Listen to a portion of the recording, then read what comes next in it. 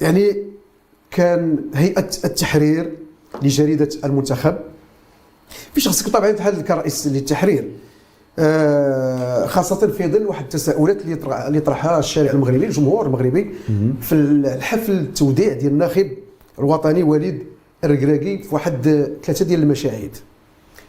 أولا لأنه عندما طلب وليد الركراكي للصعود إلى المنصة من طرف رئيس الجامعة سي فوزي القجع لأخذ صورة تذكارية مع محمد وهبي، وأيضا مغادرة ديالو للقاعة وكان مازال وهبي يتحدث للصحفيين لغذاك، خلق هذا بوليميك، خلق واحد الجدل. كيف يعقل ان ناخب وطني ما احترمش ناخب وطني، ما بغاش يطلع المنصه، ما بغاش شرح الناس بدر الدين في هذه المكالمه الهاتفيه او الاتصال ديالك مع السي وليد الركراكي؟ اولا ما يروج احيانا حقيقه هو عباره عن قراءات، والمشاهد حقا تحيي بهذه القراءات، لكن بعض المرات ما نمشيوش في هذيك بحال يقولوا الفرنسيين لا موفيز لونغ، يعني نمشيو للتاويلات الخاطئه اللي ربما ما لا تحسن في قراءه الاشياء. ما حدث خلال حفل تكريم وليد وتقديم محمد وهبي، يعني نحن تاكدنا على واحد المعطى انه من النادر ما كانت الجامعه تجمع بين هذا العمل، هذا الامرين الاثنين. اولا اذا كان هناك من يشكك في ان وليد ما كانش راضي على المشهد، ساقول له، وهذا ربما استنتاج تلقائي وطبيعي جدا، ما كان وليد ليحضر. كان وليد غادي يقول بغيتوا تكرموني، فصلوا حفل التكريم ديالي على حفل تقديم محمد وهبي، هذا بفرض انه ما كانش راضي على المشهد، حتى نؤول ما شاهدناه بالطريقه اللي شاهدنا بها. طيب انا بالنسبه لي من المخول لتفسير السلوك الاول والثاني هو وليد شرحها بطريقه احترافيه لجريده المنتخب. الله يجازيك بخير. نعم، بغيتك توقف لي هنا باش نقرا لك التصريح ونخليك تكمل انت. تفضل. لجريده المنتخب حصريا قال الناخب الوطني على انه علاش بلي دعي من طرف رئيس الجامعه باش ياخذ الصوره التذكاريه. قال: لم اصعد الى المنصه مع محمد وهبي لان تقديم اي ناخب وطني لحظه تاريخيه يجب ان تكون خاصه به لوحده. اردت ان تكون له الخصوصيه الكامله في تلك اللحظه حتى تبقى الصوره الجميله في الذاكره كما اعتدناها جميعا. ايضا ما اعرفه عن محمد وهبي، هذا دائما الحديث ديال الناخب الوطني السابق وليد الركراكي، ما اعرفه عن محمد وهبي يجعلني مطمئنا على مستقبل المنتخب الوطني، وقد تحدثت معه مطولا وتمنيت له التوفيق، وانا مستعد للمساعده في اي وقت.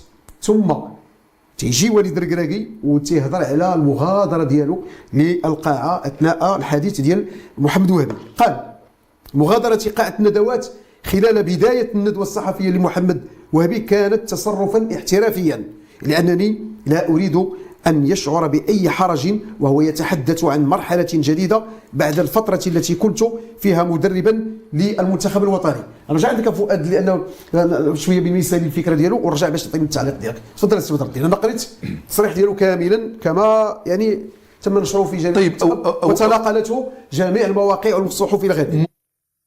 ممتاز، واعتقد على انه ملي كتكون صدقيه المصدر، نعم، انذاك تيكون الخبر مقدس والتعليق حر. تمام. لأين انه يكون عنده الحق في ان يفسر ما حدث بالطريقه ديالو، لكن انني نفسر انا بالنيابه على وليد الركراكي هذا خطا.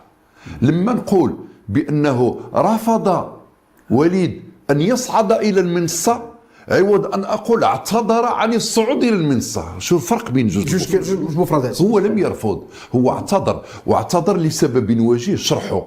قال على انه هذه اللحظه هي لحظه خاصه بمحمد وهبي، كما كانت لي انا ايضا لحظه خاصه لما سلمني السيد فوزي القجع قميص الفريق الوطني في غشت 2022 لاصبح مدربا للفريق الوطني. ما حضرش معايا واحد خليل جيت وقتها، فبالتالي انا بغيت ان محمد وهبي تبقى له الصوره التي يستحقها، صوره التعيين ديالو هي اليوم. راه خارجه في عدد الغد المنتخب، وخرجت في عدد من وسائل الاعلام صوره لرئيس الجامعه السيد فوزي القجع يسلم لوهبي قميص الفريق الوطني وعليه اسمه، دليل على الارتباط ديالو على انه اصبح مدربا جديدا. فبالتالي عمليه فيها عمق انساني وفيها احترام للاخر وفيها احترام للخصوصيه، واعتقد هذا الاشياء اللي خصنا نفهموها، ماشي باش نكونوا ضد وليد الركراكي اننا نسمح لانفسنا باننا نشهروا عليه كلام اللي هو غير منطقي جدا. اذا ما طلعش المنصه